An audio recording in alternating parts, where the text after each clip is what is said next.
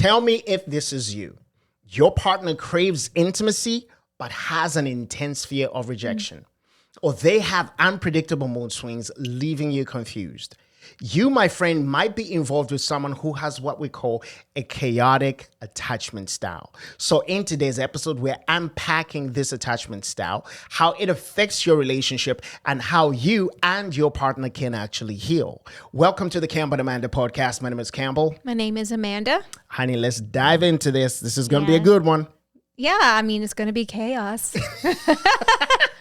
We're trying not to make it chaotic. No, it'll be organized chaos. Organized chaos. All right. Do you want to start us off by first defining what this attachment style is? Yes, the chaotic attachment style is a relational style characterized by a deep desire for intimacy combined with an intense fear of rejection and emotional closeness, resulting in unpredictable push-pull behaviors. Mm-hmm. So in simpler terms, somebody may say to you, I want to be close, but closeness scares me, right? I'm terrified you will reject me. And these are things that they're saying. I'm terrified that you will reject me, so I push you away. And so this attachment style comes across as a person who is double-minded, craving connection, but at the same time, terrified by it. Yeah. Right? Yeah, definitely. So it's easy to get confused if you're the person on the other end of this. Yeah. So do you want to talk about some of the signs of the chaotic attachment style? Yes. So some of the signs are an intense fear of intimacy. Mm-hmm. So you want closeness, we talked about, but panic when the relationships deepen. Mm-hmm. And so like we talked about fight, flight, or freeze in the past on other podcasts, but this is like an extreme emotional response. An intense fear of intimacy. The thing is, the desire for intimacy and closeness is there. Mm-hmm. But like every attachment style, it's rooted in how somebody was raised, their environment, their experiences in life. So there may be something about intimacy that they crave and at the same time are terrified by. And this comes out in your relationship with them, or this is how you manifest an intense fear of intimacy. Another sign of this is an extreme fear of rejection. Yeah. Which kind of go hand in hand. They do. Like you're hyper aware of being abandoned or betrayed. And, you know, these things, even though you're hyper aware, so many of these thought processes are subconscious. Again, we've talked about this before. They are patterned and habituated in your own psyche because of that nurture or lack of that you had in your upbringing. And this can also manifest a lot when, for example, you craved closeness with one of your parents. Maybe it was your dad that you were always trying to impress, right? And so there was this desire for approval, this desire for closeness. But when you offered that, or when there was hope that would happen, that would be met with rejection or betrayal or abandonment, right? Just apathy. Apathy. Yeah, exactly. Lack of reciprocation of the feeling. Exactly. And so you move throughout life with this intense desire for intimacy, but an intense or extreme fear of rejection, which leads to another sign, which is the push-pull behavior. Right. Chaotic and unpredictable reactions. So minor conflicts. Oh, nope, sorry. You might desperately pursue closeness, then suddenly withdraw and become distant. Just because you were afraid you're afraid of the closeness that you desire. Exactly, which leads now into the chaotic and unpredictable reactions that you may have, right? So if you're in a relationship with somebody who has this chaotic attachment style, there is this push-pull behavior that is happening that now creates chaos and unpredictability in your relationship. So minor conflicts can become massive crises if not handled well, especially when you don't know that this is your partner's attachment style. So mood swings can be rapid, right? In the morning, they woke up one way. By the time they reach breakfast, 10 a.m., 11 a.m., they're a totally different person based on what they are processing. And this can leave you and them confused. Right. And you don't know how to react because just a few minutes ago or a couple of hours ago, everything was A-okay and you were on cloud 9. And then all of a sudden you're wondering, what did I do wrong? Exactly. And I mean, a lot of this will also make sense when we start talking about next, when we talk about how, what it is like to be in a relationship with a person with a chaotic style. But in a nutshell, chaotic attachment often leaves you confused. Confused about your own feelings and confused about people's reactions. All right? So hence chaos. Yeah. Okay, so let's talk about what it's like to be with someone who has a chaotic attachment style. So if your partner has this attachment style, the relationship can feel emotionally exhausting and unpredictable, like you're walking on eggshells. So, an example would be you pretend, perhaps you're somebody who's empathetic, an empath, and you're a peacemaker, you don't enjoy conflict, and this your partner is just all over the map with their emotions. You're trying everything you can to do what would make them happy. Avoid trigger words, Yes. Avoid certain behaviors like that would cause an unwarranted extreme eruption.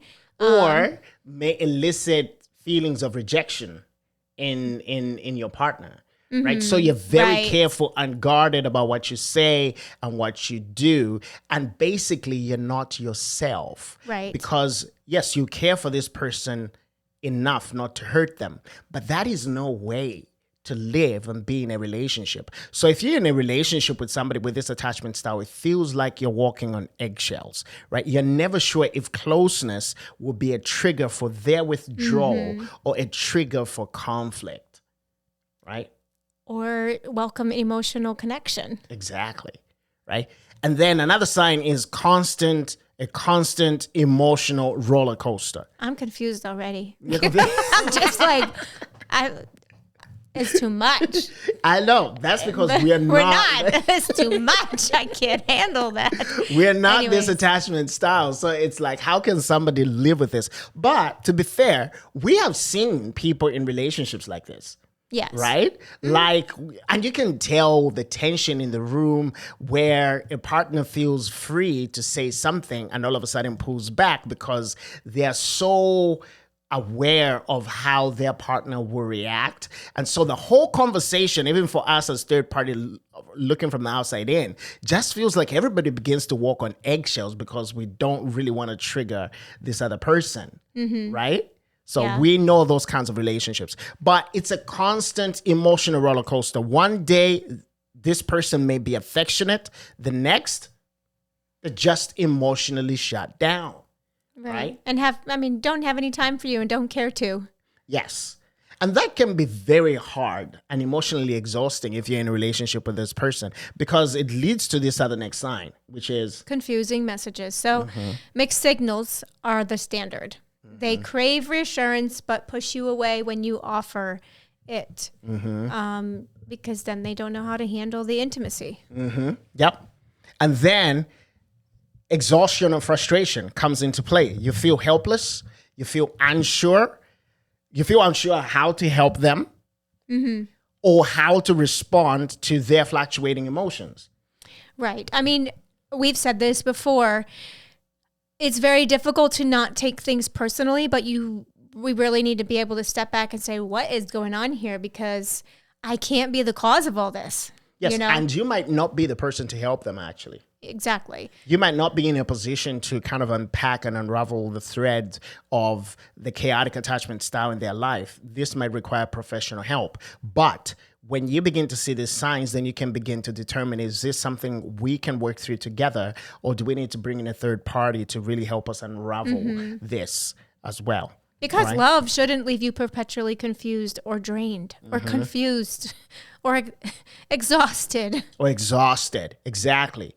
Now, as always, we don't want to just leave people especially people who have this chaotic attachment style feeling like they're being beat on, because we do want to give you some pointers. And somebody commented on one of our videos on the avoidant attachment style, and I liked their comment. By the way, we read those comments, we respond to those comments, so please feel free to comment whenever. But this person said something that really touched my heart. And this person said this was the first video on avoidance they had seen that actually did not just leave the avoidant out there as somebody who's just beat on and like condemned, the villain. like the villain, right? And we never want people with these attachment styles to walk away feeling like, oh, well, great. Now I know this is me. What am I going to do next? Right? Like, is there hope for me? So we want to just let you know and give you some real practical things you can do if you're a person who has this chaotic attachment style. Do you want to give them number one? Identify your triggers. So you need to be self-aware. You need to really reflect on your behavior and the why. What is triggering you? Notice when closeness or rejection fears arise. So when you feel the fear of rejection or you feel the fear of closeness, acknowledge what you feel without immediately acting. Sit in the feeling and ask why. Exactly. And that second part is so important. You know, just acknowledging that you're feeling this without acting on it gives you enough time to reflect on the why, right? Because when you begin to trace back the why, then you begin to identify the triggers for your attachment style, right? That is super important for you to do. It's not enough to know that you have this attachment style. It's important if you're going to heal. It's super important that you take a step back and begin to identify those triggers. And then secondly, you want to communicate your needs clearly. All right. Now that you know what triggers you, that you have this attachment style, you know what triggers you, you want to practice expressing yourself without fear of rejection or judgment. Okay. Yeah. And one of the things I would just have to say is there has to be a measure of self-love. There has to be a measure of self-acceptance. And self-compassion. And self-compassion, because again, you have been habituated and patterned in these behaviors because of many times of your own, not of your own doing. There's so many, there are traumas, there are experiences, emotional traumas in our lives that lead us to behave and respond in certain ways. And this could just be how you were conditioned by nature of your life experiences. But have some compassion for yourself and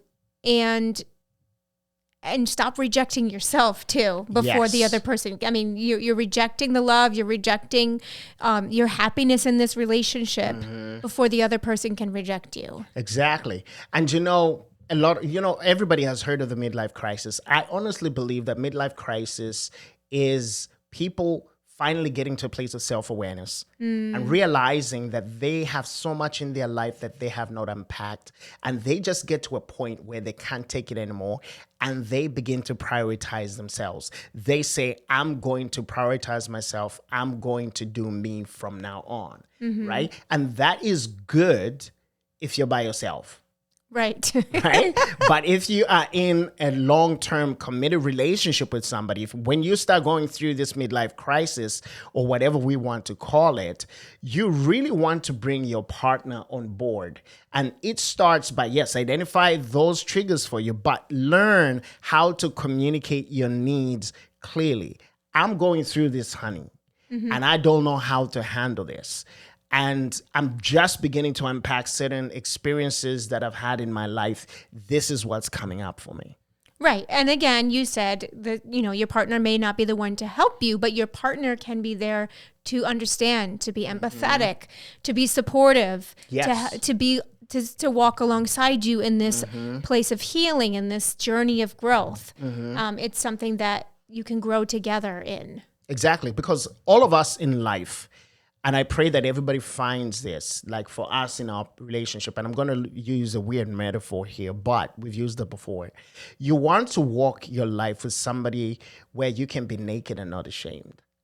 right? Somebody who's not going to judge you because you have stripped off the armor, and this is what you get. This is me in a nutshell at my basis level, and take me or leave me.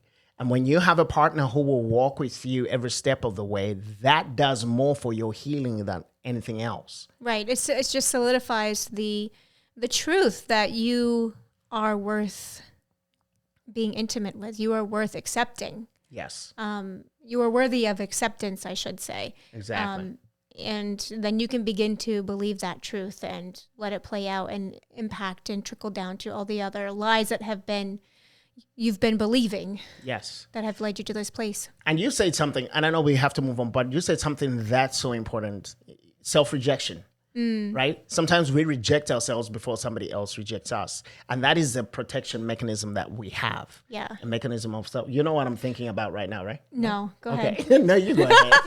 It looked like you had a light bulb moment. Was it a reel we just watched? Yes. Yes, that exact reel. Yes, go ahead. So we watched this reel, Pop the Balloon, I think the show is called. And this lady had popped the balloon, and when the presenter got to the gentleman and said, "What do you think of this lady?" He says, I like her.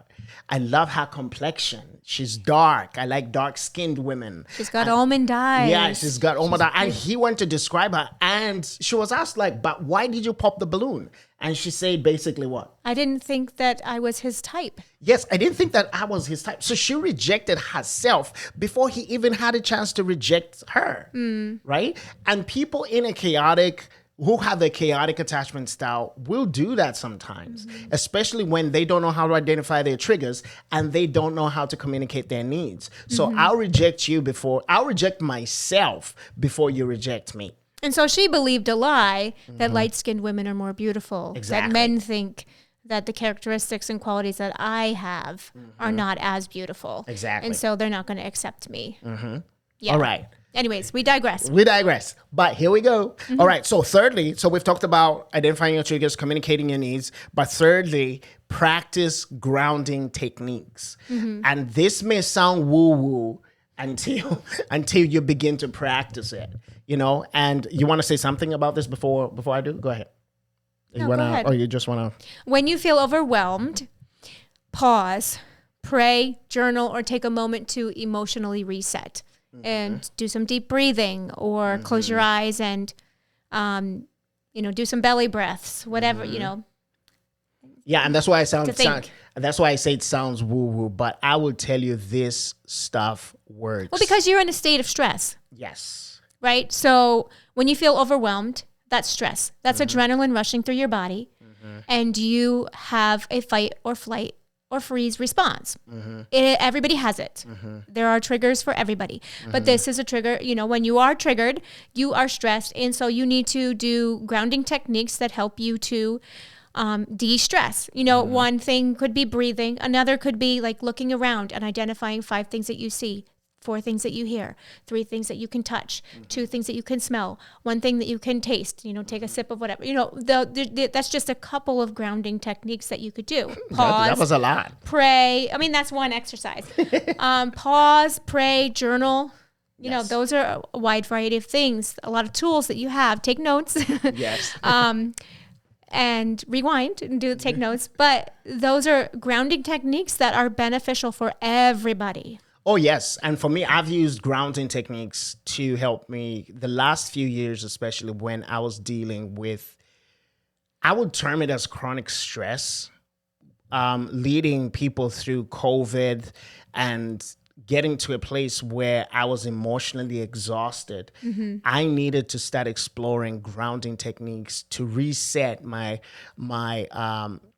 nervous system. Yeah. Right? I really did. And one of the things I did was I learned about coherent breathing and binaural beats, dealing with insomnia as well.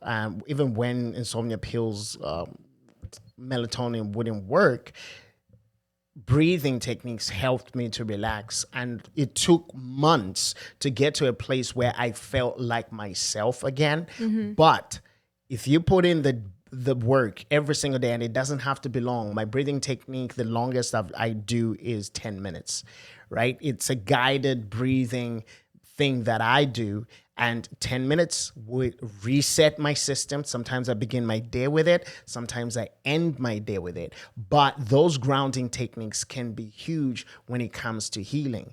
And you're going to notice that when you begin to practice these things, when you begin to pause, when you begin to pray, and the other thing I've taken up also is journaling. I journal every single day, almost every single day. And that helps get my thoughts onto paper. This is how I pray now most of the time. I write out my prayers. I write out my frustrations. And all those things help me to process what is going on internally. Yeah. You know? All right. Yeah, go ahead. And then another practice would be to seek professional and spiritual support. Because sometimes you need a sounding board. You need somebody to help you to sift between the lies and the truth and to navigate your emotions and to validate the why and and help you to find the way forward. Yeah. And sometimes you just need somebody to be there to help you think aloud. Yeah. Right? To get out of your own head and get it out there so that you can begin to untangle this mess that you kind of find yourself in. But therapy, spiritual guidance really help unpack deep fear and deep trauma. And that is super, super helpful. All right. So that is for you if you have this chaotic attachment style. Those 4 things, if you do them, I guarantee that you're going to make some level of progress in terms of just understanding yourself and also being the best partner that you can be in a relationship. Now, if you love somebody who has this chaotic attachment style, what do? Set healthy boundaries. Okay.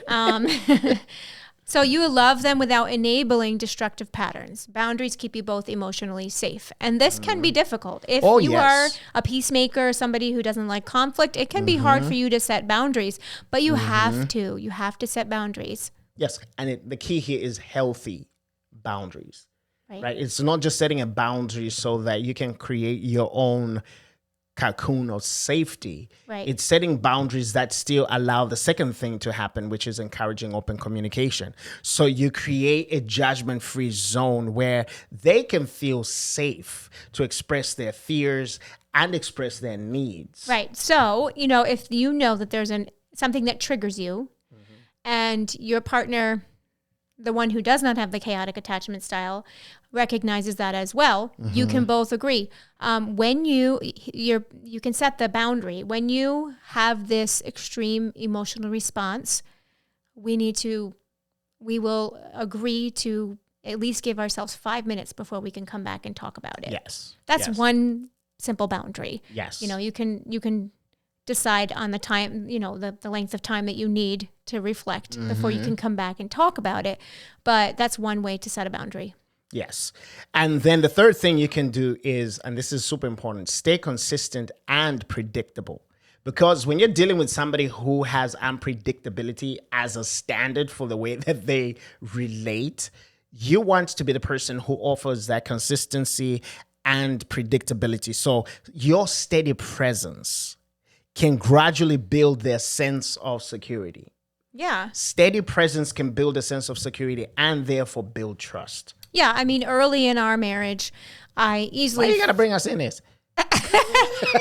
Why not? Why not? Yeah, I know. I joke, but we really do want to speak from a place of experience. But go ahead, honey. So put me on blast. It's not you, it's me. So early in our marriage, I had, because I came from a family where we would have an argument or conflict and then immediately would say, give me a kiss, I love you. I didn't know how to sit in the tension when you were upset about something, when we had reconciled, but you still needed space. And I would feel rejected.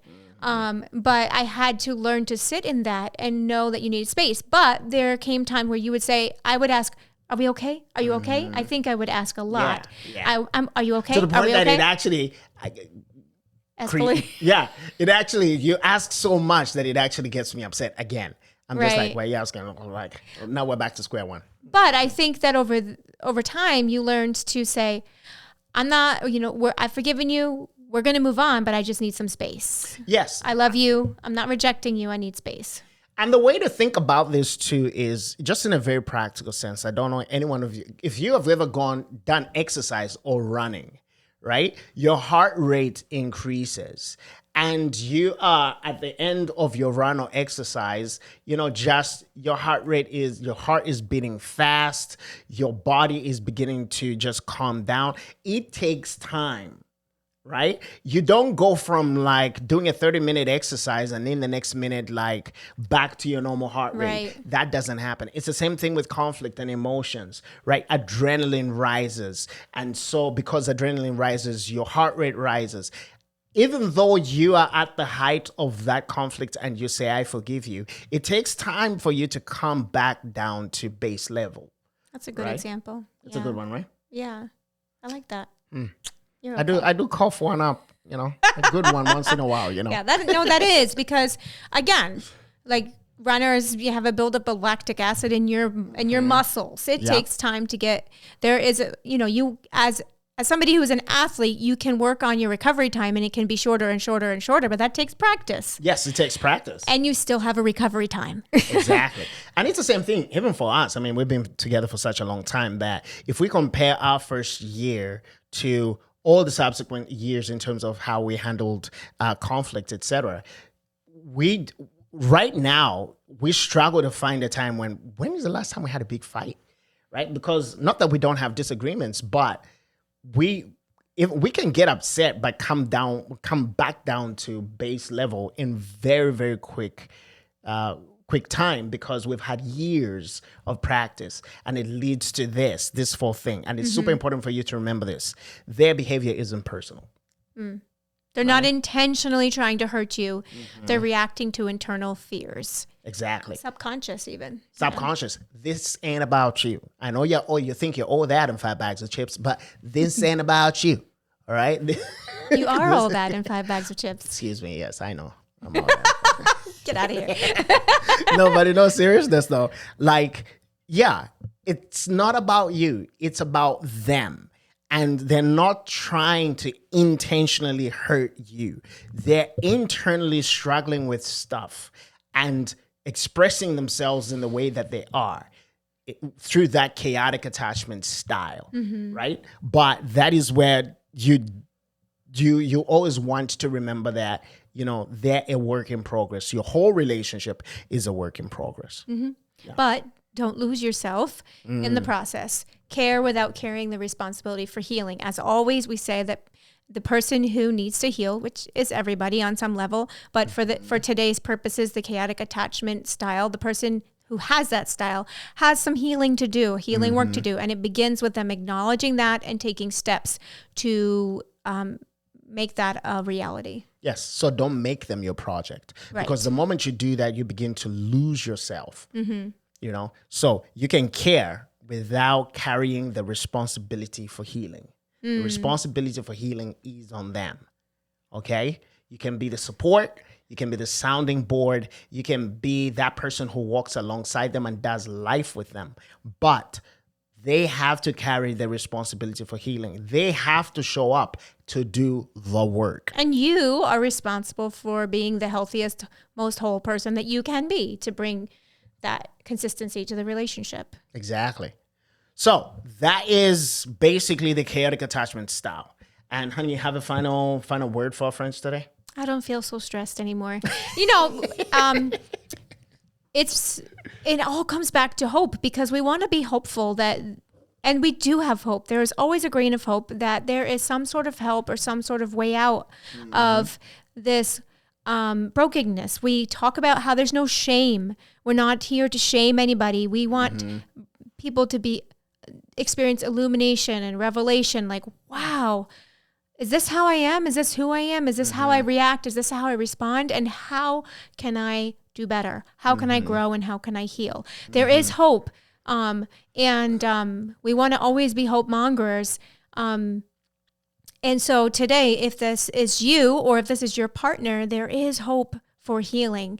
And if you take notes and go back to the practical steps that we've talked about and enlist support in your relationship, whether that's a counselor or a trusted advisor, then you can be on the path to healing together.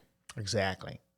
So the chaotic attachment style is not a life sentence, right? And we need you to understand that, because with intentional healing, healthy boundaries, and God's grace, chaotic love can be transformed into secure, peaceful relationship. And healing starts when you acknowledge the chaos, then choose stability, consistency, and truth. If you do those things, you will find healing. And you'll be healthier and happier and be able to move through life more purposefully. Exactly. And as always, listen, if you have a comment, you have a question, please leave it in the comment section for us. We will try our best to answer your question, give you some encouragement. And if you want to learn, especially about the avoidant attachment style and what avoidance do, we want you to watch this next video, because we believe that the best is yet to come for you. Until next week, this is Campbell. And this is Amanda. See ya. God bless. Bye. Bye-bye.